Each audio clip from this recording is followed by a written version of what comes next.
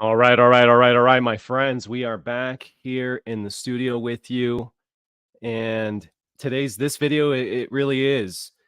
If you have not considered the ancestry, the heraldry, the symbolism, the symbology of America, you'll never be able to look at the Great Seal of America or the Presidential Seal or any number of seals and an official insignia the same way ever again after this video. I can guarantee you that. This is going to be an eye-opening discussion about the ancestry of America, the origins of America that have been hidden from mainstream view of schools, institutions, and so forth, and mainstream pulpits. We are going to go do a deep dive today on America in prophecy, my friends. Yes, the USA is mentioned in Bible prophecy. And if you joined us recently for this discussion on the Aleph Tav solar eclipses, this omen that America just received, all these things are going to come together for you in a very, very tangible way today. And so I'm excited to introduce you to our guest today. He has been featured here on Overcome Babylon a couple of times already, actually. We talked about King Charles III. Is King Charles III the Antichrist? And he had excellent things to say about that. We also had Brother Stephen Spykerman on to talk about George Washington's vision. That's right, General George Washington's vision of 2020's America. And the fact that, yeah, he actually predicted 3 major events in the United States, 2 of which have already happened, and there's a third one on the way. And now our brother is here today. Stephen Spykerman joins us to discuss who exactly is America in prophecy. We've never really talked about this before. We're going to do a deep dive on this. Like I said, brace yourself because you will never be the same again after exposure to this information. It's with great joy that I now welcome Stephen Spykerman to the stage. If you don't know who Stephen Spykerman, he was born in 1940 during the Nazi occupation of Holland. That's right, my friends. Our brother Stephen is 83 years old, joining us from the UK, from Wales today. Massive time zone difference, which is why we're doing the live at the time we're doing it. If you're catching the replay, Yeshua bless you and be with you, okay? But who are you, America? He's written tons of works, amazing works about prophecy, about things in the Bible that have been hidden for many, many generations, and they're all being made clear in these last days. EphraimsWatchman.org, his own publishing company. He runs that, manages that, and he uses that as a vehicle to spread the gospel and the good news of Jesus, of Yeshua, our Messiah. Stephen Spykerman, welcome to Overcome Babylon once again, my friend. How are you? I'm well, thank you, and good afternoon, America. It's nice to be talking to you because in some ways we are related. I'd like to start with my slideshow. Absolutely. Let's jump into it. There is number 1. Who are you, America? Time to lift your prophetic veil. Yes, indeed, there has been a veil lying over all Americans, as most of them don't know who they are or where they come from. We're talking about your ancestry. Now, most people have knowledge, some sort of knowledge about their ancestry. Grandfathers, great-grandfathers, and so forth, maternal line and the paternal line, and all of that. Some people can go back 3 or 4 generations. But do you actually realize that you can also find out the ancestry of your nation? Where does America come from? Who is the ancestral father of America? Well, I have a surprise for you. Your ancestral father is called Abraham, and also Isaac, and also Jacob, and also Joseph. You're descended from those 4 patriarchal ancestral fathers. And that's quite an extraordinary story, isn't it? Now I've got to now go and prove it. And I know we shall do that.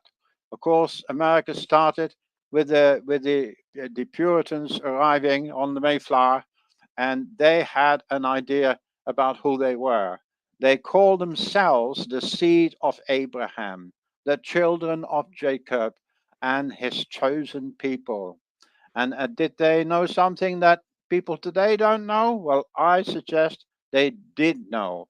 And the most remarkable fact is that the American nation, according to a British Prime Minister called Disraeli, he felt that the American nation is more like that of ancient Israel under the judges than any other country in the world.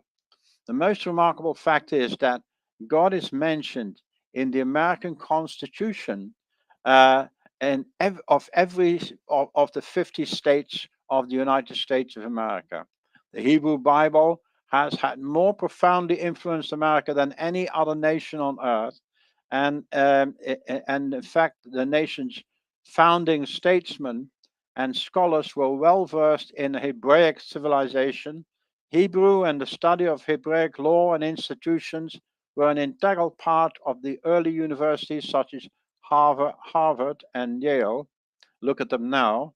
And Mm. the early formers of the or framers of the Constitution used the Hebrew Bible as a template, and it may be rightly considered the first and only constitution that is explicitly founded on the Ten Commandments. And do you know what?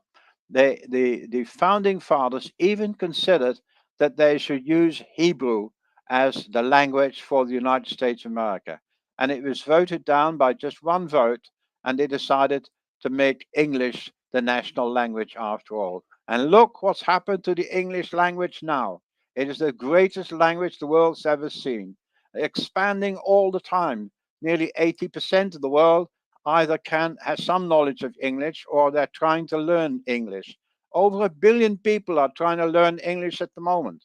80% of internet users use it in English. It is massive language. It's bigger than Chinese. So what a decision that was to choose English. Now let's move on. Next slide. Here we have uh, the Israelites, of course, got lost. The nation split up, and the 10 tribes of Israel went and did their own thing, a bit like Sinatra, and they set themselves up in the north of the proper headquarters of Israel, which is in the south in Jerusalem. Now those tribes cut themselves off from the temple worship and everything to do with the religion and the faith of the original Israel, the Israel of King David, the Israel of King Solomon, and so forth. Now, these lost tribes, they have lost the knowledge of who they are because they spread to they were scattered to the four corners of the earth. Now, here you have Isaiah, the prophet Isaiah, speaking about an ox. The ox knows its owner, and the donkey knows its master's crib. But Israel does not know, my people do not consider. In other words, the people of Israel don't know who they are. That's what Isaiah is saying. He's talking about an end time scenario in his prophecy, and the Israelites don't know who they are. They don't know that they are Israel. They don't know where they're from, and so forth. So they're in the dark about that. But hopefully, after we've seen a few more of these slides, you'll find out who you really are. This is Moses, and these are the Israelites. This is where the nation started in a great exodus from Egypt. After that, the 10 plagues of Egypt, God made the sea, opened the sea for them. They went on dry land, and when they got the other side, the Pharaoh and his troops and his chariots all got drowned in the sea, and that was the last they saw of them. So we move on now. There we have the Mount Sinai. We're making big jumps here. I know, big historical jumps, but it is all about Israel. That's where that this is what the subject is.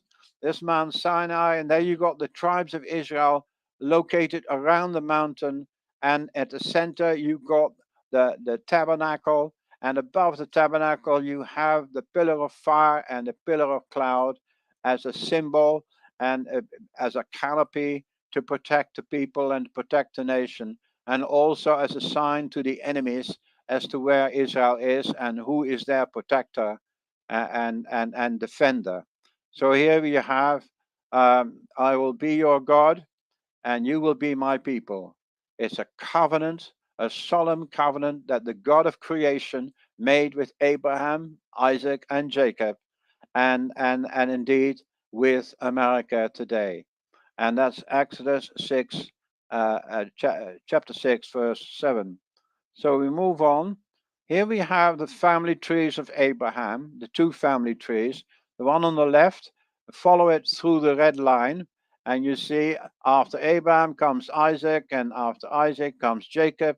Jacob's name was changed by God to Israel, and then from Israel there are 12 sons, the 12 sons of Jacob. They become the 12 tribes of Israel, starting with the tribe of Reuben, who is the firstborn, and ending with the tribe of Benjamin, who is the youngest.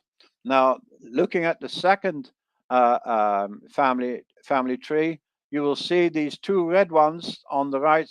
They are the sons of Joseph, and that's the Ephraim and Manasseh are the two sons of Joseph. Now, what Israel did, Jacob Israel made those two sons of Joseph he gave them full tribal status.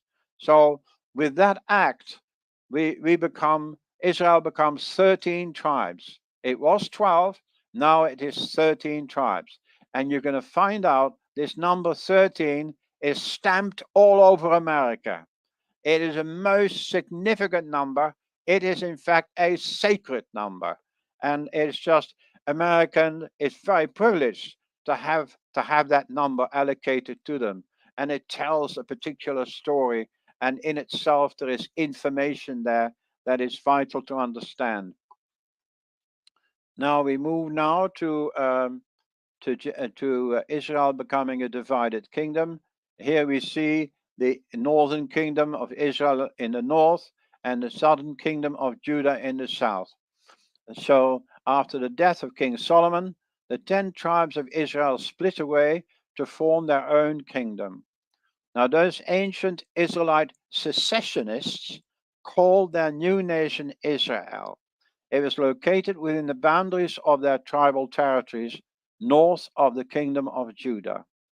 Now, I put the word secessionist there because it was actually what happened. You know, the 10 tribes came to Rehoboam, who was the son of Solomon, and they asked for a reduction in taxation.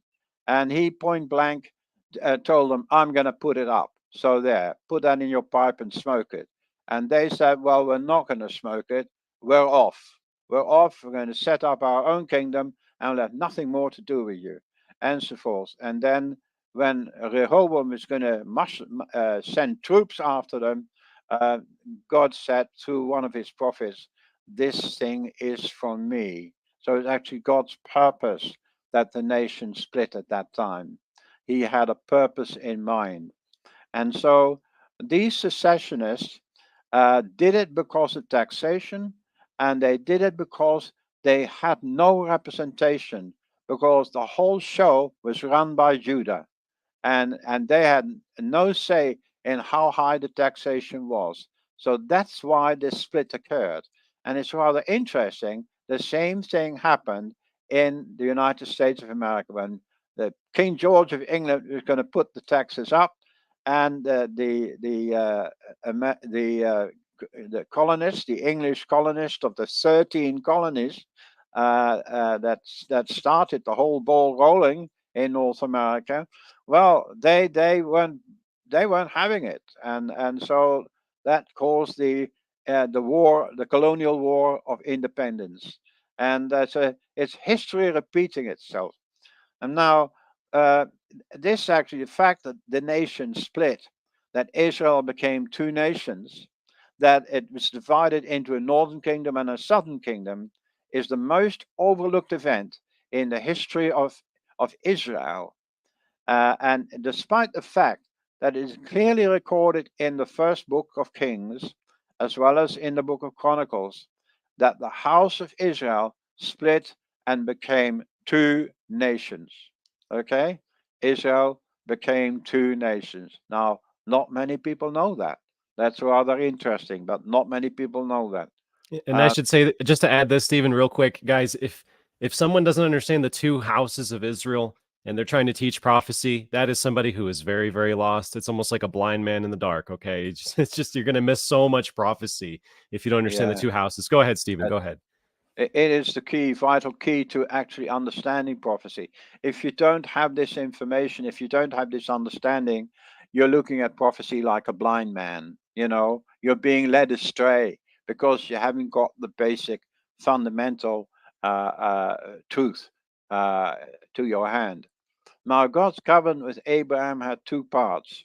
The promise of the scepter went to Judah, and the promise of the birthright went to Joseph. So they're the two parts. Now, the promise of the scepter, you have an illustration of it here. Genesis 49, verse 10. The scepter shall not depart from Judah, nor a lawgiver from between his feet, until Shiloh, that is, the Messiah comes, and to him shall be the obedience of the people. You got a picture there of Queen Elizabeth II, the former queen, and she is she was a living descendant of the throne of David. She is a direct line descendant of King David, and presently we have, of course, her son, King Charles III, and he's presently now both Queen Elizabeth and Charles III and all their predecessors only had temporary custody of the throne of David. They're just basically they're not the landlord. They're just leasing the throne. You know, God is the landlord, and they're leasing the throne for their lifetime, and then another one will lease it. But at the end of the day, they are holding this throne until Messiah Yeshua returns. He is the ultimate king. He is the Messiah. He is King of kings. And he is not a lesser king than King David. He is not a lesser king than King Solomon. He is like David and like Solomon going to rule over the whole house of Israel, not just a little part of it. He's going to rule over all the tribes of Israel. So the promise is, and this is the gospel of the kingdom that Jesus Christ preached. The gospel is basically a message that Christ is coming to reunite the whole house of Israel. He's then going to rule over that house for 1,000 years, and it'll be a time of peace, happiness, and prosperity for all. So look forward to that day, but we're not there yet.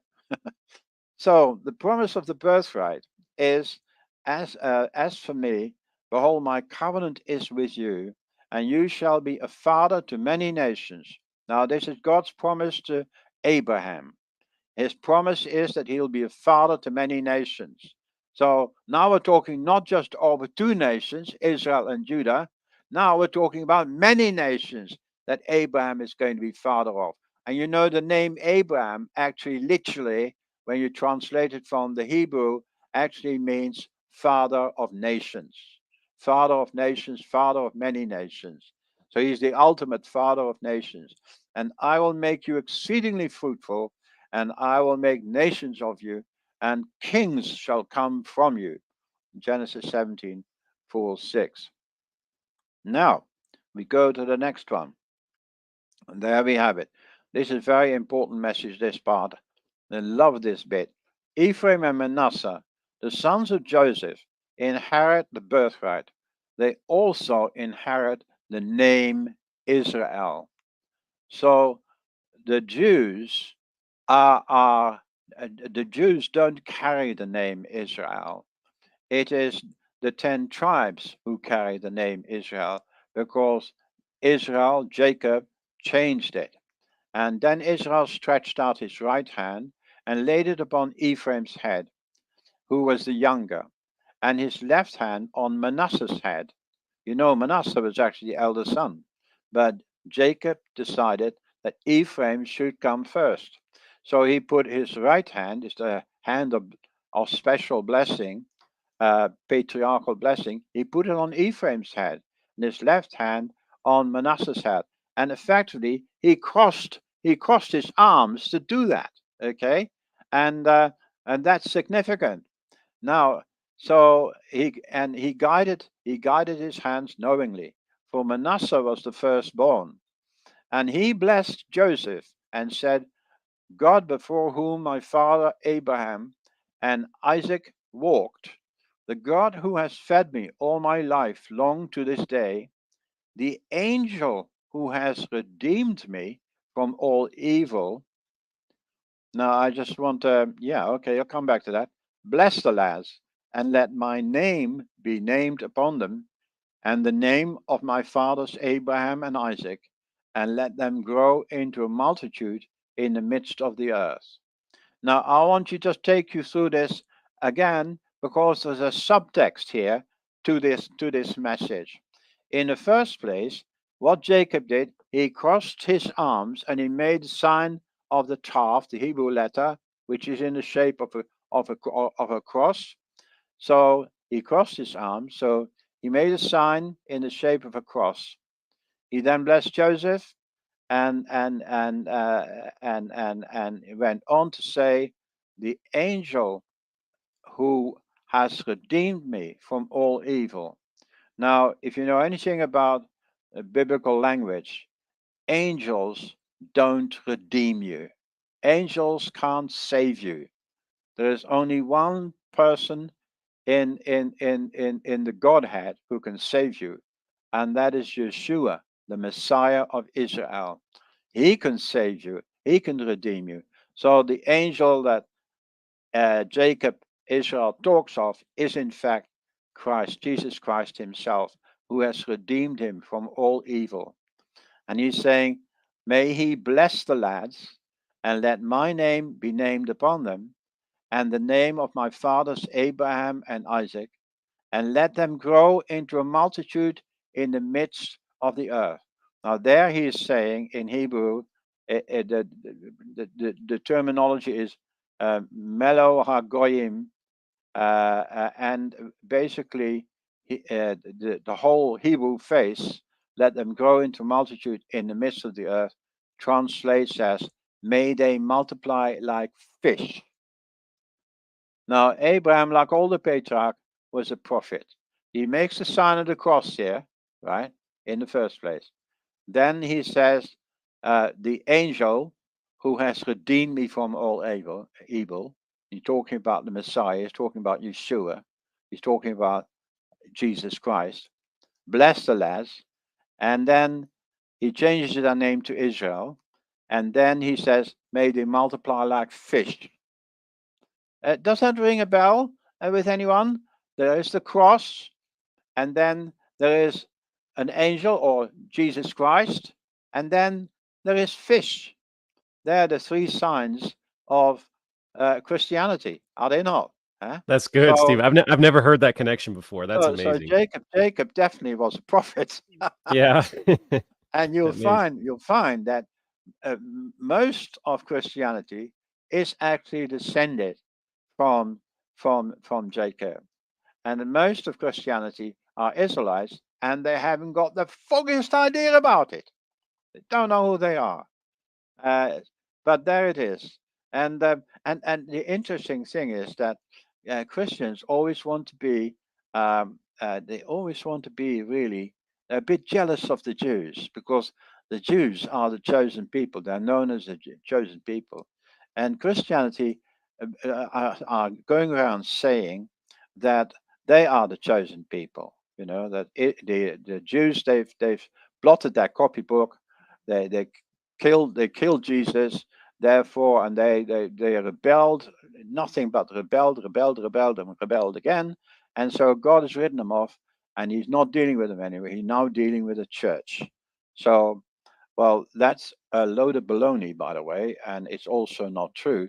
But it's ironic that they want to be like the Jews, but they're actually part of Israel already, and they don't know it. Isn't that interesting? Yeah. So anyway, we said that, and we'll move on.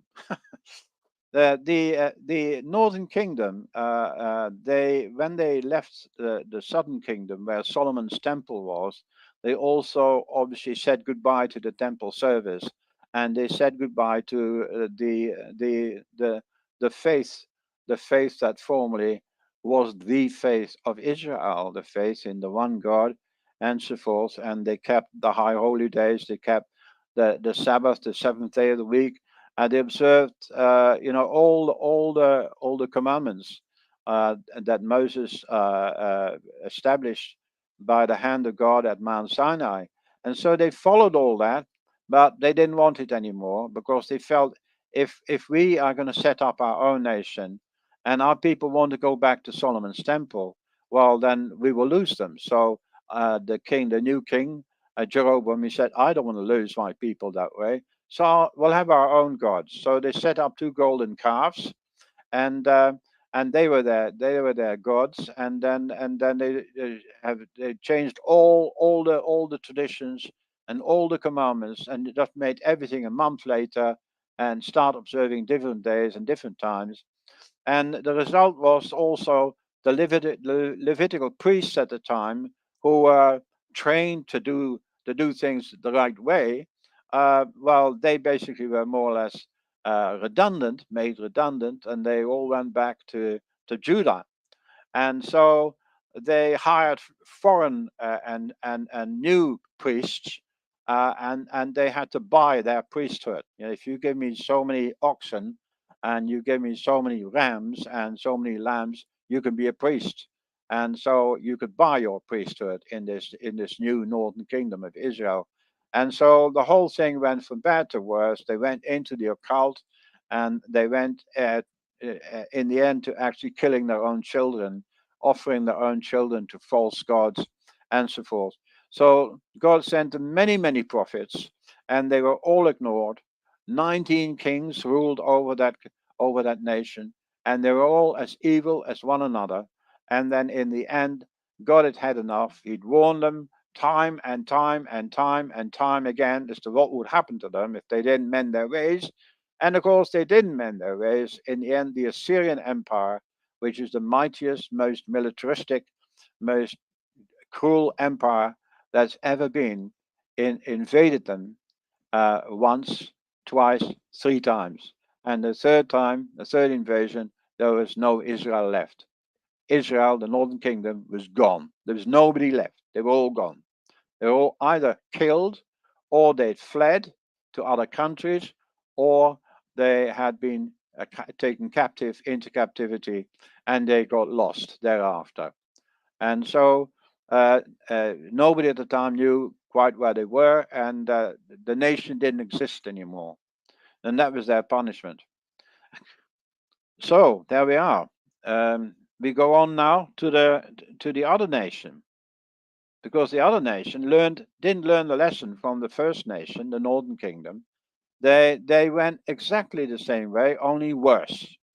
And so they also had many prophets warning them, God warning his children over and over again, asking them and calling them to repent and to change their ways. No, none of it was happening. And the poor Jeremiah, they treated him very badly. And before that, they treated Isaiah very badly, and so forth. Most of the prophets were actually killed. And so the same thing happened to them. They went to Babylon, and Judah sinned and suffered the same fate 117 years later to the northern kingdom. And the barbarous Nebuchadnezzar took Judah into captivity to Babylon, where they had to go through the Easter Gate in Babylon.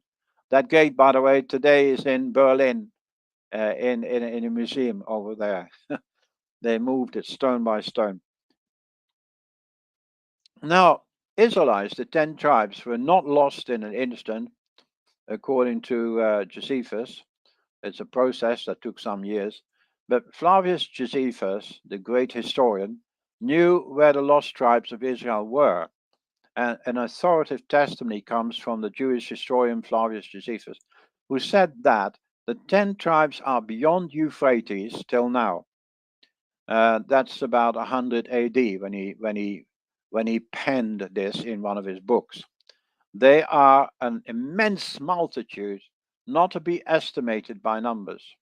And notice that even in those days, Josephus describes those missing 10 tribes as an immense multitude. Those 10 tribes had grown in a huge, huge multitude over the period of about 300 years, 3 centuries. So Josephus also writes the entire body of people, the 10 tribes of Israel, remained in that country. Wherefore there are just 2 tribes, Judah and Benjamin, in Asia and Europe, subject to the Romans. That was at the time he spoke, or at the time he wrote in 100 AD. That was the fact in 100 AD. So all the 10 tribes were east of the river Euphrates. At the time, there were mighty Israelite empires. One was the Parthian Empire, and the other one was the Scythian Empire. The Parthian Empire was run by Ephraim, the son of Joseph, and the Scythian Empire was run by Manasseh, also the son of Joseph. And the Parthian Empire stretched from the Euphrates in Iraq and Syria, stretched all the way to China. It was a massive empire. The Romans tried to defeat them 5 times, and 5 times the Romans got a bloody nose. And so the history tells you that Rome was the greatest empire ever, but the Parthian Empire was greater and more powerful. And Stephen, nobody's told that story.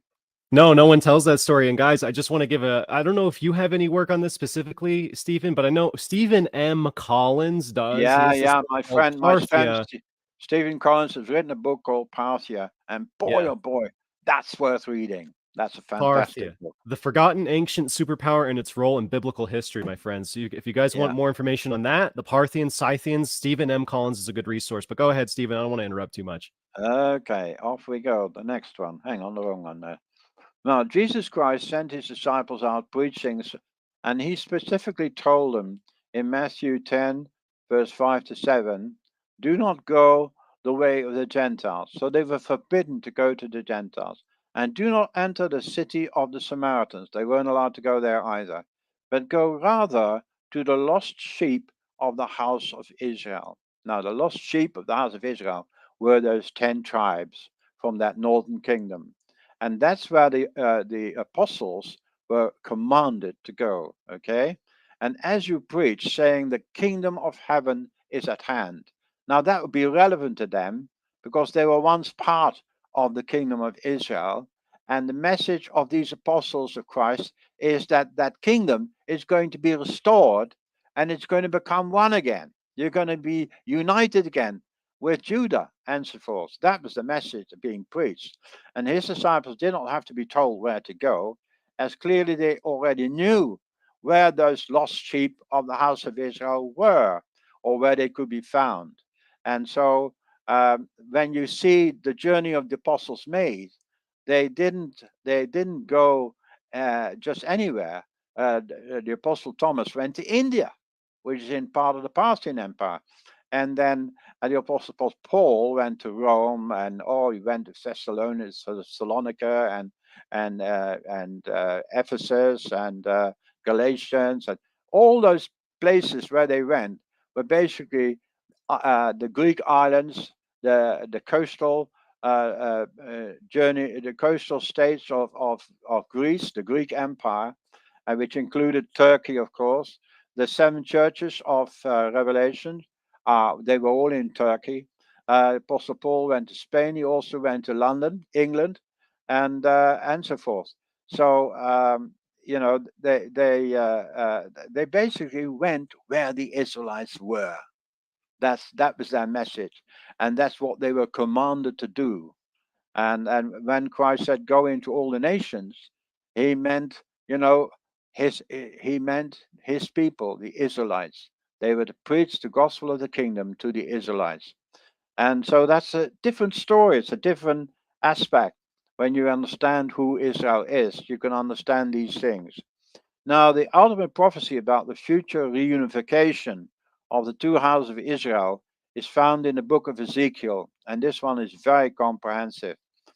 Thus says the Lord, surely I'll take the stick of Joseph. A Bible in those days was written on a scroll which was held together by 2 sticks, and you could open the 2 sticks and then read the middle of the scroll, you see. And if you wanted to read further, then you have to move the right scroll to the right, and you can see another section of the scroll. You got a picture of it down below there. So that's interesting. Talks about two sticks, and they will be. Hang on. The first one is I take the stick of Joseph, which is in the hands of Ephraim, and the tribes of Israel. Ephraim is the birthright head of Israel, his companions, and I will join them with it, with the stick of Judah, and make them one stick, and they will be one in my hand.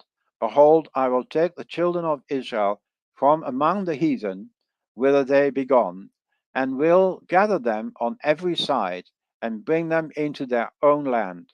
And I will make them one nation in the land, on the mountains of Israel, and one king shall be king over them all, and they shall no longer be two nations, nor shall they ever be divided into two kingdoms again. Right?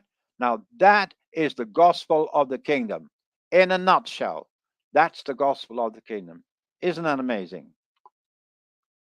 Here you got another example of Abraham's wife, who is to be a mother of nations. Identical promise were given separately to Abraham's wife. Abraham was also told, you remember, that he was going to be the father of many nations. Well, Sarah, his wife, also, now bless her and give you a son by her, Isaac, and then I will bless her, and she shall be a mother of nations. Kings of peoples shall be from her. Notice, she is not to become a mother of a nation, no, but that she's to become a mother of nations, a plural term. The general accepted view that the Jews comprise all of Israel stands hereby exposed as totally wrong. The Bible states that the matriarch Sarah is to become a mother of nations, plural, clearly implying many nations. Now, you recognize that bell as the Liberty Bell, the promise of the birthright. It's talking about here in 1 Chronicles 5, verses 1 to 2. Jacob, brackets Israel, gave his birthright to the sons of Joseph, the sons of Israel, so that the genealogy is not listed according to the birthright. Yet Judah prevailed over his brothers, and from him came a ruler, although the birthright was Joseph's. Now, I just want to touch on the genealogy bit there. So it says, so that the genealogy is not listed according to the birthright. Well, what does that mean? Well, what it means is that Reuben, the firstborn son of Jacob, would have normally been entitled to inherit the birthright, because the birthright always goes to the firstborn son. However, Reuben had been a naughty boy, and he'd been messing around, with one of Jacob's concubines, and so he actually disqualified himself from inheriting that position.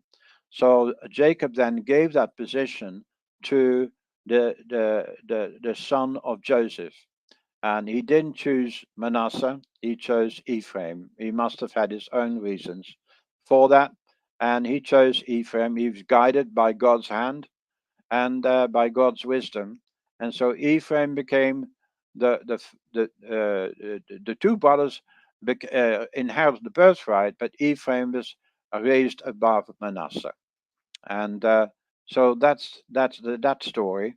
Now, looking at the bell, this is really very much an American bell.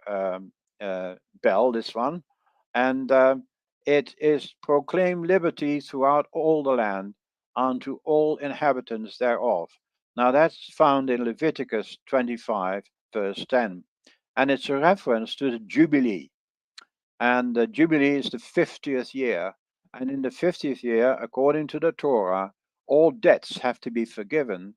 and all captives have to be released, all slaves have to be released, and it is time to proclaim liberty throughout all the land unto all inhabitants thereof, right? And somehow, in American tradition, that phrase from Leviticus 25 has been taken on by the American founding fathers, and America ever since has become known as the land of the free, and a land where there is liberty for all. Freedom of religion is one of them. Freedom of opinion. You're allowed to have your own opinions, and so forth. So it's the land of the free and the land of liberty. That's the United States of America, and unique to the United States of America. And amazing also is that when you look at the Great Seal, or the Presidential Seal of America, you see the 50 stars of the 50 states of America surrounding the Presidential Seal. So it's all this stuff is totally biblical. It all comes from the scriptures. It's another indication that America is an Israel nation. I'm not saying that America is Israel. No, she's not. But she is an Israel nation. There are other Israel nations, but America is the biggest, the largest, and the most populous Israel nation on the face of the earth, right? Great privilege to be an Israel nation. Now we move on then. The hope of Israel. Well, for out of Zion shall go forth the law and the word of the Lord from Jerusalem. That's Isaiah 2, verse 3. Now, in those brief words, Isaiah sums up the hope of Israel. This messianic hope is the establishment of the kingdom of God upon the earth.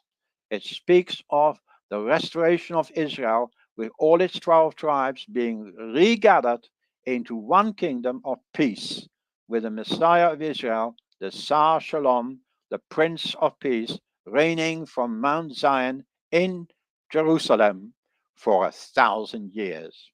Right? Put that in your pipe and smoke it.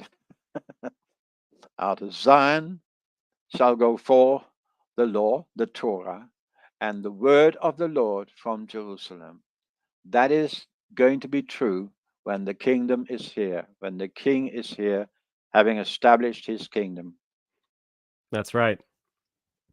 There you have the British and Star and Stripes, no, the American Star and Stripes and British Union Jack.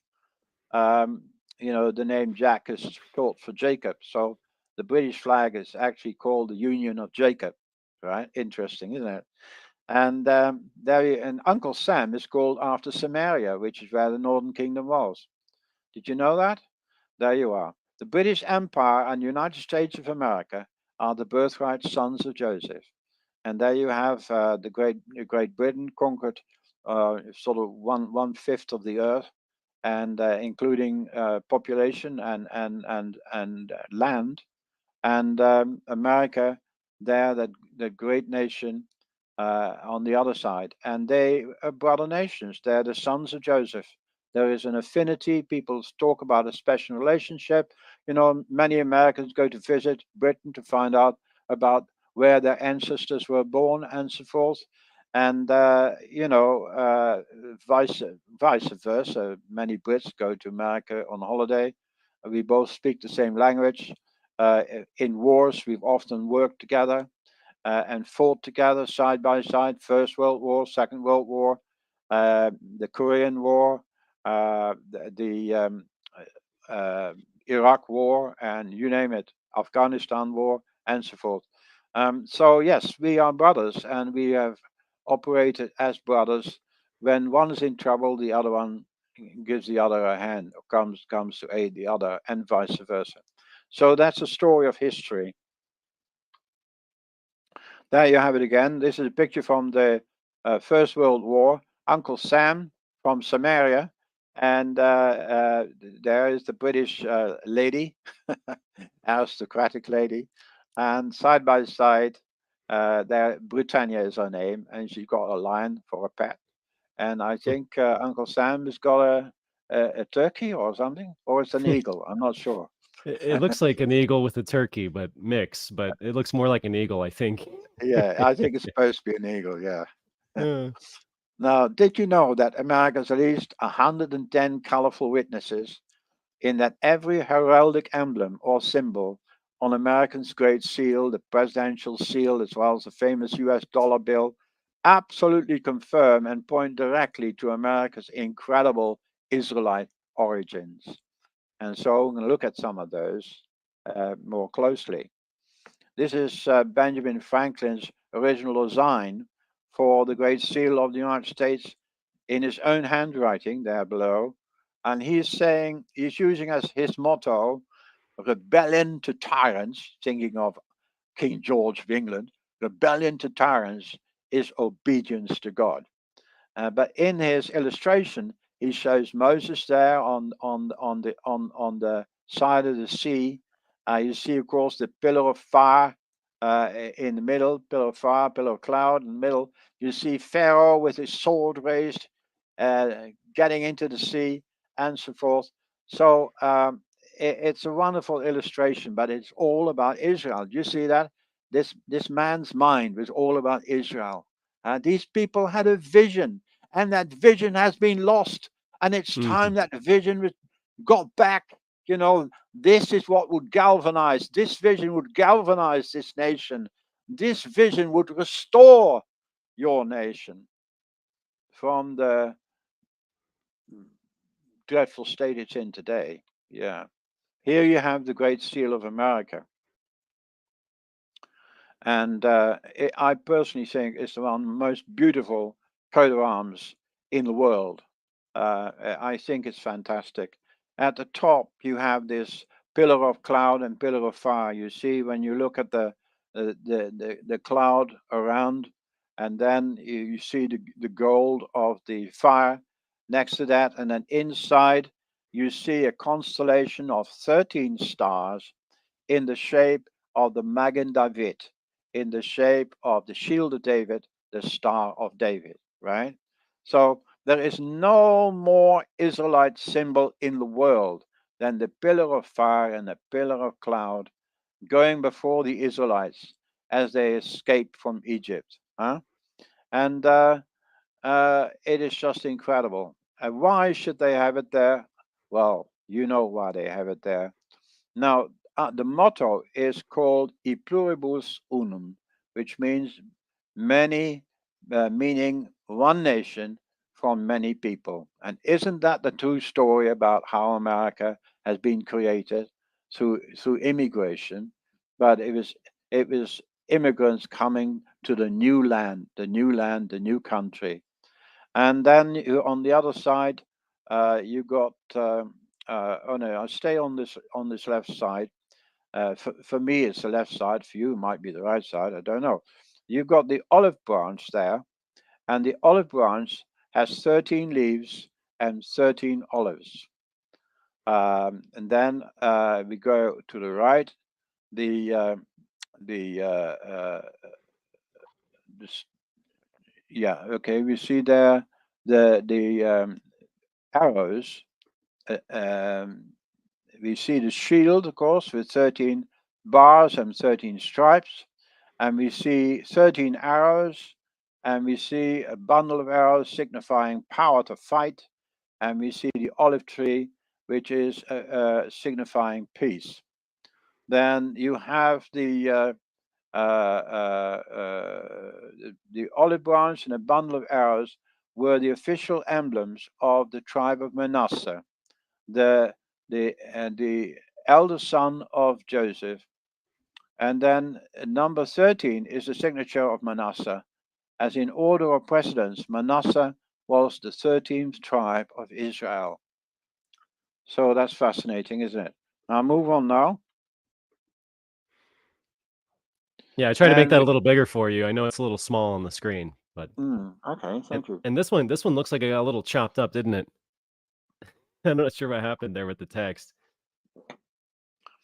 Yeah, this same pillar of cloud preceded the ancient Israelites in their 40-year sojourn through the desert after their exodus from Egypt. And in the dry air of the Sinai wilderness of Western Arabia, it could have been seen for 150 miles away. And yeah, you have rather, the question is that we need to ask, why is this symbol in the Great Seal? You know, why would America's Great Seal so emphatically indicate her Israelite heritage if she was not Israel? Why would this be there if America was not an Israel nation? That's the question I'd like to ask. If anyone knows the answer, let me know. Why does the Great Seal use those Israel symbols? Why does the Star of David feature in it? Why is the pillar of cloud so prominently displayed above the eagle? Why does your nation convey its Israelite origins in this demonstrable way if there is no truth to it? Another Now, now, question for you. now, Stephen, let me jump in here just for a moment, okay? And we're going to go probably a little bit over an hour today, guys. Hopefully you can hang with us just for a little bit. So American prophecy, yeah, guys, you see all the symbols. We're going to get into more symbolism in a moment. The star, so if you go to the Masoretic text, I just want to show this No, on no, screen real quick. I really must stop you there. I would Okay. not like you to cover that. I Oh, will okay. explain it. I'll explain this to you personally, but please don't cover that. Oh, okay. All Okay? right. I'll That's totally explain fine it to with you me. personally. No, I I was just, prefer you. yeah, No, I I was, prefer you not to. I was just going to make Okay. the connection to Acts 7 and the Star of Ramphon that Stephen says it is a symbol of Hebrew origins, but it is the Star of Ramphon, in my opinion, not the Star of David, although I know that's what it's colloquially called. But I Yeah, trace yeah. it back to I trace it back to Solomon and his paganism and the Star of Saturn rather Well, than David. But yeah, go yeah, ahead, yeah, but Stephen. I really would like you not to go there. Okay? Go Let's for it. stay Go with for this. it. Let's stay with this. Go for It it. doesn't move. It doesn't move now. Oh yes, right here. Okay, now this is a beauty. There you got the Gadsden flag, and you got there a rattlesnake, and it says very wisely, advice, good advice, don't tread on me, um, because you'll be in trouble. Now the thing about this rattler is that it is indigenous to North America. And the other thing about it is that the rattle has got 13 rattles. The fact that the tail is divided into 13 bits that rattle is interesting, isn't it? That is by the divine design. And then you have the first naval jack, 1775. Don't tread on me. Again, good advice. Um, then we have here the first flag of the United States, the Stars and Stripes, dated 1777, and you have 13 stripes, 13 stripes, red and white, and then 13 stars. On the right-hand side, you got a Confederate battle flag, also with 13 stars. There we are. Now, the significance of number 13 in American heraldry is quite something. Number 13 is stamped all over the heraldry of the United States. There are 13 rods on the national mace, 13 letters in the American eagle. The national emblem for minorities, the nation has the 13th Amendment. Might it be that this number 13 is in some way connected to Manasseh, the 13th tribe of Israel? Well, of course, it is absolutely connected to Manasseh. The Hebrew language, each letter doubles up as a number. They have no separate system of numbers or counting like we do. This means that each number or combination of numbers has a particular meaning in that it represents a letter. And the number value of 13 in Hebrew is Avi, which means father, which means, yeah, it means father. It also means Echad, oneness or one, and it also means Ahava, which is the Hebrew word for love. When we know that God the Father is one, and he also is love. He is a loving Father. So that explains that. Move on now to the Solomon's Temple. The sacred number 13 was even found in Solomon's temple. Not once, not twice, many, many, many more times. In the section of the Talmud that refers to Solomon's temple, the sacred number 13 is featured numerous times. To give you some idea of its importance, the temple complex comprised some 36 acres, which was accessed by 13 gates. The Levitical priests in the temple service would prostrate themselves 13 times. So, where did they make those prostrations? Well, 4 times in the north, 4 times in the south, 3 times in the east, and twice in the west. In front of the 13 gates of the temple, that's where they did it. Oh, in front of the 13 gates of the temple, the Holy of Holies was separated from the holy place by a veil that comprised 13 curtains. Solomon's temple had 13 chambers. The grain for the meal offering had to be sifted 13 times through 13 sieves. On the first day of the Feast of Tabernacles, the priests had to offer 13 bullocks. Are we getting in the picture yet? Well, I imagine you are. The sacred number was repeated over and over again by the 13 tables, 10 of marble, 1 of silver, and 2 of gold, the 13 money chests, and the 13 horn-shaped receptacles in the temple. Then there were the 13 tasks the priests had to perform, with 13 priests per task. The temple also had 13 treasuries. And then the steps that led into the entrance to the temple, circular steps, had 13 steps. So that was Solomon's temple for you. I can see that this is truly a sacred number. Now we come now to the presidential seal. Yeah, you can't make that bigger, can you? No, I suppose you No, can't. I can't. The most I can do is center it up on the screen a little bit more, but it doesn't change the size. Sorry Okay, about that. okay, okay. Oops. No, go back to it. Oh, Yeah, I moved it, did I? Yeah. I didn't mean to do that. There you go. There you go. Okay. So um, um, the amazing thing about the presidential seal is that Joseph's dream is in the presidential seal. Isn't that extraordinary that one of Joseph's dreams should be in the presidential seal? You know, the American people have descended from Joseph. The 2 sons of Joseph. You see, look, I have dreamed another dream, and this time the the sun and the moon and the 11 stars bowed down to me. So he said it to his father and his brothers. Genesis 37, 9 to 10. And Jacob answered, what is this dream you have dreamed? Shall your mother and I and your brothers indeed come to bow down to the earth before you? Of course, it did happen eventually, but here we are. We got this dream in the presidential seal. If you look at the top of the eagle, you see this 13 phases of the moon are portrayed there. And it's very faint now because behind the moon there are the rays of the sun in gold. Very fine, thin rays of the sun are behind the 13 phases of the moon. And then underneath the 13 phases of the moon, you've got 13 stars representing the whole house of Israel. And that is Joseph's dream in the presidential seal. Isn't it extraordinary? Why on earth is that there if that does not actually mean something? If that actually not tell you that you are an Israel nation? And then, of course, we got the usual about the motto "E pluribus unum." It's got 13 letters. The olive branch has got 13 olives and 13 leaves. The arrows, there are 13 arrows. There are 13 alternative stripes in the body of the eagle, the shield. There's the 50 stars that surround the whole thing, that are pointing to the Jubilee and so forth. It is just quite extraordinary how everything in the presidential seal tells you that you are Israel.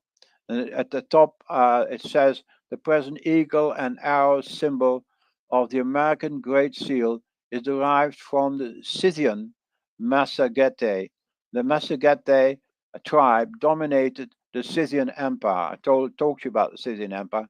Um, various Greek historians gave them this tribal name, and it was in fact the Greek name for Manasseh, the descendants of the elder son of Joseph. Americans, bald eagle is a symbol of the ancient Israelites who went into captivity. Enlarge your boldness like an eagle, for they shall go into captivity, from you into captivity. That's Micah 1:16, I think. So there we are. That is the presidential seal. What a statement. What a statement. And all of this in plain sight. People see this thing almost every other day. Same with the Great Seal. And the Great Seal, for some reason, is missing. But here we are. You can look at your Great Seal at home and see all the stories about the presidential seal you'll find in the Great Seal. Moses' final words, a lion and a unicorn. Moses, just as Jacob before him, pronounced a prophetic blessing upon the assembled tribes of Israel just prior to his death.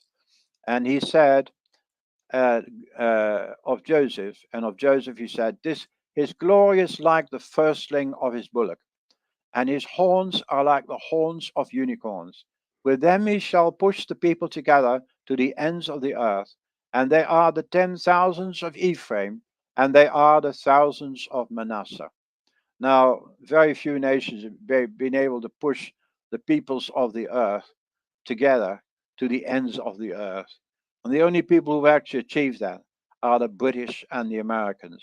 And they did it in the Second World War. And you know, the Marines, the American Marines, they had a badge on their shoulder, top of their arm, which showed the world, and half the world was delivered, set free, or conquered by America, and the other half of the world was similarly liberated and set free by the British. And those two brothers of Joseph, for that moment in time, ruled the entire world, were in total command of the entire world. And that is just so extraordinary, isn't it? And another sign that, you know, there is something about these Anglo-Saxon nations, you know, the sons of Joseph.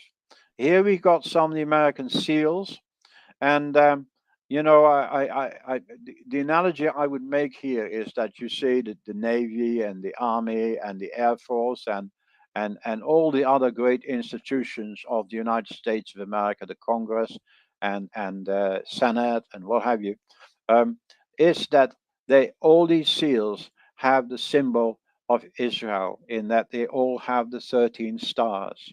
They have the symbol of Manasseh. They have the symbol of the God of Israel, because you know number 13 is talking about him. It's referring to him. It is a sacred number that leads to him. So there you are.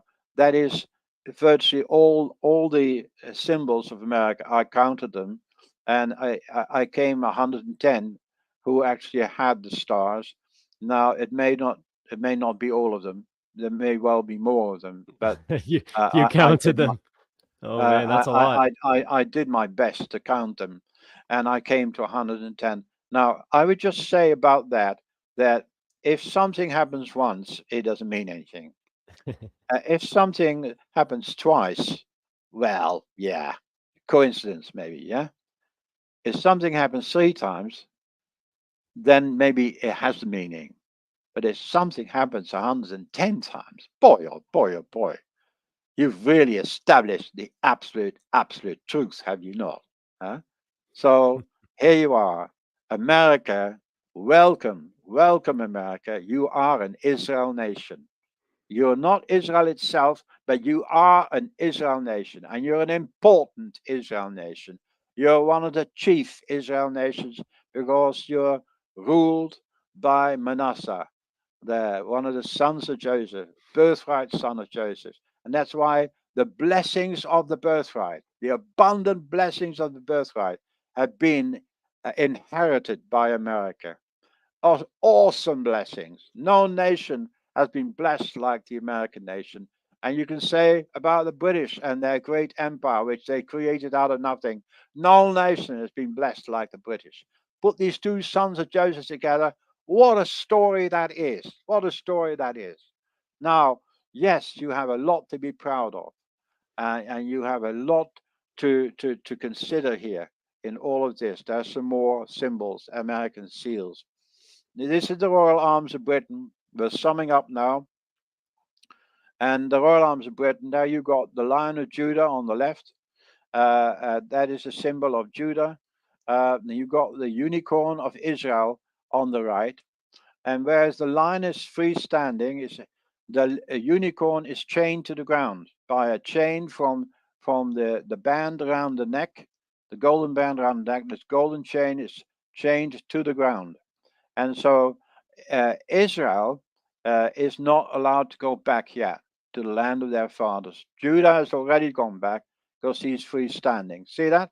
And then at the top you got the lion of Judah to the top of a crown, and that's he is standing sideways, in French, en passant, and that means that that is the symbol of the house of David. That's the symbol of King David. Then you have the triple lines of Judah on the left in the left top quarter, and the triple lines of Judah on the right quarter of the shield, and then the top of the right quarter you got the line of Judah from the Zerah branch of Judah, and then you got the harp of David. What could be more Israelite than the harp of David? And then the motto says "Honi soit qui mal y pense," and that means evil to him who evil thinks, and that's derived from "cursed is he who curses you," and this is a promise that God gave to Abraham and his descendants. If anyone curses you, I will curse him or her, right? So people who are anti-Semites have to be very careful about that, because every anti-Semite in the world, every Jew hater in the world is cursed by God. It's automatic. It's part of God's law, right? It's his law. He has made that covenantal promise to Abraham. So don't do it. I advise you not to do it. So there it is. So cursed is he who curses you. In many ways, that's been the story of England and Great Britain. Anyone who came against her either got a bloody nose or met with great misfortune. And probably the story of America too. So we have a special status as far as our Creator is concerned. We have a special status because we are his chosen people. We're part of his chosen people. It ain't just the Jews. We are part of it too. Okay? So there we have it, the British arms. So we'll move on now to what Jeremiah said, "Behold, the days are coming, says the Lord, that I will raise to David a branch of righteousness. A king shall reign and prosper and execute judgment and righteousness in the earth. In his day, Judah will be saved and Israel will dwell safely." The two nations are going to be united under the same crown, and that crown will be the crown of the King of Kings, Yeshua HaMashiach. That's right. There I have a lovely song here. I think America has a lot to sing about when you understand who she is. And this is a beautiful song. Oh, America the Beautiful, it's called. I changed just one word. Oh, Israel the Beautiful in this song. And I think all you listeners, have you seen this story? You've understood this message. I think you sing this song. You should change that one word to Israel and saying, "Oh, Israel, la, la, la, la." You see what I mean? That's And it. I love it. Good, excellent singing voice, my brother. and there we have "Who Are You, America?" Now you know. Now you know who you are, and the whole message is in that book. It's beautifully illustrated. It is absolutely, there's tons more stuff in there, and it's available at Amazon at just a mere $21.02. I suggest you get yourself a copy, and I suggest you share it and advise your friends and your family to get their own copy. I believe every member of the American public should have a copy of this book. It's very, very important. You know who you are. It's very important that you can prove it. And you can prove it if you've got this book. You can show it to others and show them that this is who we are. This is our nation. We're in, well, America is mentioned more often in the Bible than any other nation on the earth, apart perhaps from Judah. Huh? Not bad, eh? Not bad, Not eh? bad at all, man. And people keep on saying you're not in the Bible. Well, you're on every other page, mate. You see what I Well, mean? well, that's the thing, right? Isn't that what the devil does? Usually the devil is always inverting reality. It's always twisting upside down, Yeah, 100%. And what's the number yeah, one talking point from the pulpits right now? Oh, America's yeah, not in scripture. yeah, They teach that because there's so many Christians in America, they're going to get raptured at the same time, maybe 70, 80 million people, who knows? And America will cease to be a superpower right before the tribulation because everybody's going to be raptured at the same time. yeah, yeah, yeah, yeah. I changed that word to ruptured. Oh, go ahead. Explain. Raptured? You can be raptured or you can be ruptured. Oh, ruptured. Got it. And that's painful. That's painful, actually. That's Oh, very goodness. painful. Guys, Yeah, seriously, I have a copy right here. Who Are You, America? You guys know that I'm a huge fan of Stephen's work. We did really well, Stephen. You got through all the material. I'm really blessed to have you here going through. Guys, we just went over 4,000 years of human history, maybe even more. I don't know. I lost track of yeah, the yeah, yeah, years. yeah. Uh, that was really well done, Stephen. I'm really there's so many connections. The Liberty Bell in Philadelphia. I didn't make the Yeah, connection to the Jubilee years with the Liberty Bell. yeah. On and on and on. There's so many things that blew my Yeah, mind. there's much more in that book. Get them to get that book, okay? Yeah. Oh, there is by the way, guys, there is a link in the description. Okay. I made it really easy for you guys. It'll take you to ephraimswatchman.org, our brother Stephen's website, and you guys can grab a copy of that. So I don't know. Listen, if you Well, guys have not on questions, my not on my website, because if you're in America and you buy it from my website, well then it'll take weeks and weeks for it to get to you, right, and right. the postage is crazy expensive. So get it from Amazon. That's the best thing. You get it Absolutely. quickly, and the price is more reasonable Yeah, the because reason I direct people to your website because you can choose whether you're going to buy it from the US because you have the two different options. Remember, you buy it from the yeah, US or you buy it if you're overseas. So you have the two yeah. options there because we do have a lot of overseas listeners as well, Do you? brother Steven. Oh, Yeah. wonderful, wonderful. So that's why I did it that way. So guys, you go to Steven's website, but Okay, make sure you're not buying it in pounds. Okay, buy if you're in America, you're in the United States, buy the from Amazon, the US based store. okay. Guys, if we have any questions, I better get some extra copies in. Yes. I don't know if you guys have any questions. I don't know. I definitely want to respect your time as well, brother Stephen. But if there's anybody that has questions, I want to give you guys an opportunity to do so. And I don't know if you have anything else you want to add, Stephen. No, I've said it all. Oh, I'm sure you have more. Oh, yeah, yeah, yeah. But I don't want to bore people. But if anyone has a question, I'll gladly answer any question. Yeah. And I'm looking through the comments right now. We do have 200 people live with us. That's amazing. It was, I think, over 250 at the peak. I can't remember, but thank you guys. It's very spontaneous. I'm sorry I did such a bad job announcing this sooner, but you guys are amazing. Thank you for being here with us again. Who Are You, America, guys? Check this book out.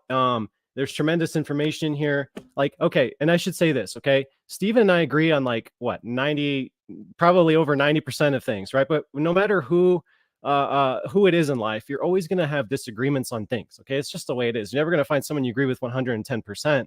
So, I'll just mention this briefly. I was going to mention Acts 7. When Stephen gets martyred, he literally calls out the star of the god Ramfan. And I've done my research on this. And again, Stephen sees it differently. And that's totally fine. That's totally fine. We can have our differences and so forth. But guys, please learn to glean. You're never going to find somebody that you agree with 110%. We have to learn to be Yeah, we're still gleaners. friends. We are. I Yeah. promise you, we're still friends. We're still talking to each other. Learn to glean, guys. And obviously, you know, Stephen, you've had a chance to study Hebrew in Israel. You lived in Israel. You understand the culture firsthand, and so there's just so many insights in Who Are You, America, guys. You need to check it out. Okay. And I'm not seeing any questions, so if I think we'll wrap it up here, Brother Stephen. Okay, good. Wrap it up Yeah, here, and I thank you can have again my just so much for being here. yeah, I can have my dinner now. Oh, is it that late over there already? Yeah, it's here. It's nearly 3:30. Yeah. Anyway, better late than never. Hey. Yeah, absolutely, absolutely, brother. Well, hey, listen, I'm gonna play a little. I don't know if you hear that during this conversation, so I appreciate it, brother. We'll have you on again soon. You know, anytime you're welcome to come on and just talk to us about Hebrew, anything Yeshua, Hebrew, the kingdom, the gospel, the good news. We're all about it here on Overcome Babylon, brother. So Wonderful. Yeah. Bless you all. thank you, guys, and we'll see you very soon.